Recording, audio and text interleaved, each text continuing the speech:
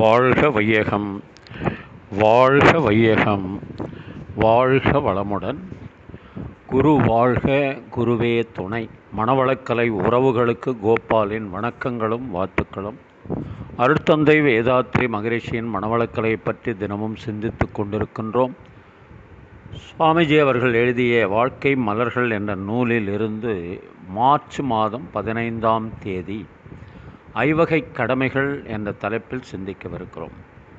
மனிதனுக்கு 5 வகையிலே கடமைகள் உண்டு. அவை தாம், குடும்பம், சுற்றம், ஊரார், உலகம் ஆகிய இவைகளாகும். இந்த ஐவகையையும் அவரவர்கள் ஆற்றலுக்கும் வயதிற்கும் அறிவிற்கும் தக்கவாறு உயர்த்தி கொண்டே போகலாம். ஆனால் முதல் முக்கியத்துவம் உடலில் இருக்க வேண்டும். இரண்டாவதாக குடும்பம், பிறகு சுற்றம், ஊரார், உலகம் என்று இவ்வாறு விரிய வேண்டும். இந்த 5 ஒன்றினால் மற்றொன்று பாதிக்கப்படாமல் பார்த்து கொள்ள வேண்டும். நான் சமுதாயத்திற்காக உழைக்கின்றேன் என்று கூறி தன் குடும்பத்தை பராமரிக்காது விட்டாலோ, உடல் நலத்தை சிதைத்து கொண்டாலோ சமுதாய நலனிற்கு ஒருவர் தொண்டு செய்ய முடியுமா? குடும்ப நலனும் உடல் நலனும் வீணாகி போய்விடும்.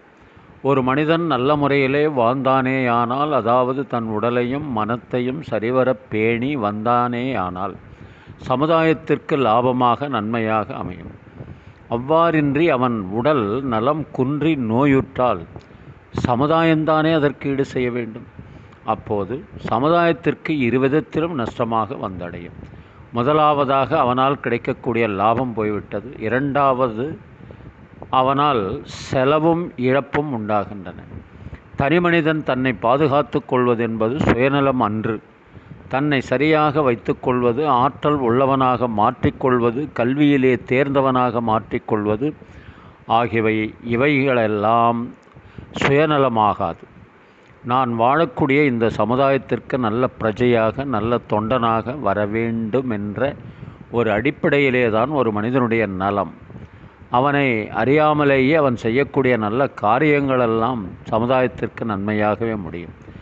பிறருக்கு தொண்டாற்ற வேண்டும், பிறர்படும் துன்பத்தை நீக்கி துணை புரிய வேண்டும் என்ற வகையிலே தனி மனிதனுடைய தயாரிப்பு நிலை சமுதாய வளத்தையே பெருக்கச் செய்யும். அருட்தந்தை அவர்கள்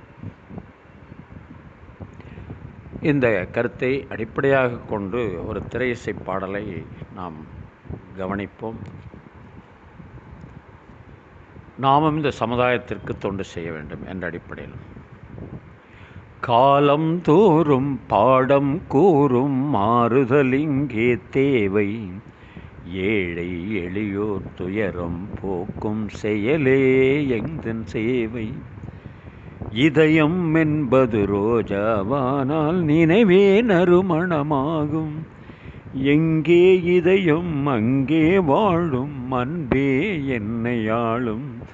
நான் உங்கள் வீட்டு பிள்ளை, இது ஊரறிந்த உண்மை.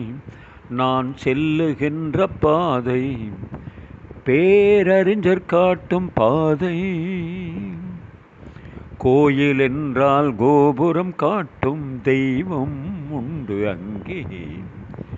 உள்ளம் என்றால் உயர்ந்து காட்டும் எண்ணம் வேண்டும் இங்கே. பிறந்த நாடே சிறந்த கோயில், பேசும் மொழியே தெய்வம். பிறந்த நாடே சிறந்த கோயில், பேசும் மொழியே தெய்வம். இதை மறந்திடாமல் வாழ்ந்து வந்தால் கோபுரமாகும் கொள்கை. நான் உங்கள் வீட்டு பிள்ளை, இது ஊரறிந்த உண்மை. நான் செல்லுகின்ற பாதை பேரறிஞர் காட்டும் பாதை. உனக்கொரு பங்கும் எனக்கொரு பங்கும் உலகில் நிச்சயம் உண்டு. ஒவ்வொரு மனிதன் உழைப்பினாலும் உலகம் செழிப்பதுண்டு. எது வந்தாலும் ஏற்றுக்கொண்டால் துணிவே துணையாய் மாறும். இளையோர் கூட்டம் தலைமை தாங்கும் பூமியே புதிய பூமி. நான் உங்கள் வீட்டு பிள்ளை, இது ஊரறிந்த உண்மை. நான் செல்லுகின்ற பாதை பேரறிஞர் காட்டும் பாதை. வாழ்க வளமுடன். நீங்களும் உங்கள் அன்பு குடும்பமும் வாழ்க வளமுடன்.